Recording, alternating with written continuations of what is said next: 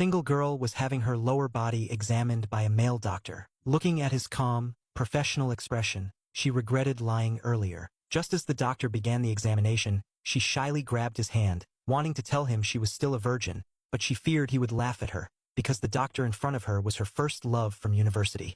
Back in college, they had been very much in love, but a scheming friend's words created suspicion between them.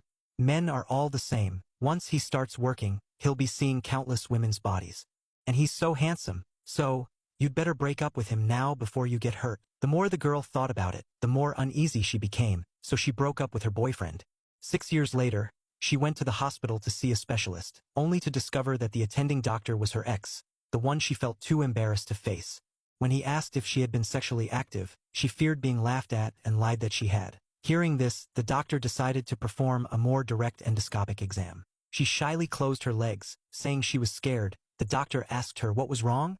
You weren't scared when you were out having fun. You young girls should be more careful and stop messing around outside. She tried to explain, but the female assistant called the next patient. After the examination, the doctor's expression turned serious. He said the condition would not be easy to treat and that the girl's vaginal environment was extremely poor for someone her age. Her mother immediately panicked, assuming the girl had been irresponsible at school. The girl grew frantic trying to explain. She was still a virgin, and her only boyfriend had only ever held her hand. But no matter how she explained, her mother refused to believe her. The girl burst into tears and walked out, only to run directly into her ex, seeing the girl he had thought about all these years. The ex-boyfriend felt his old feelings rise again, but she felt extremely nervous, afraid he had overheard the earlier accusations and would think she had lived recklessly after their breakup. At that moment, the female doctor handed the examination report to him, saying only he could perform the surgery and would have to be the lead surgeon. The girl panicked, made an excuse, and slipped away.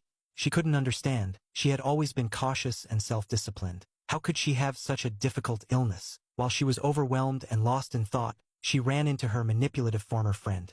The friend snatched the report and mocked her, saying she always pretended to be pure but was secretly dirty. As they argued, the ex heard the commotion and came over. The doctor asked her why she was still standing there and told her to go inside and get some rest. The manipulative friend's eyes widened in surprise. You are a gynecologist now, she said, pretending to be impressed. I've always admired you since university days. You were so kind and professional. My best friend here never believed in you. She even broke up with you because of your major. I didn't, the young woman protested. Few moments later, she fainted. The doctor caught her and gently scolded. I told you to take care of yourself. Look what happens when you don't rest. He lifted her carefully into his arms and carried her into the hospital room, while the manipulative woman watched with bitterness in her eyes. A few hours later, the woman woke to discover she had been asleep for 12 hours.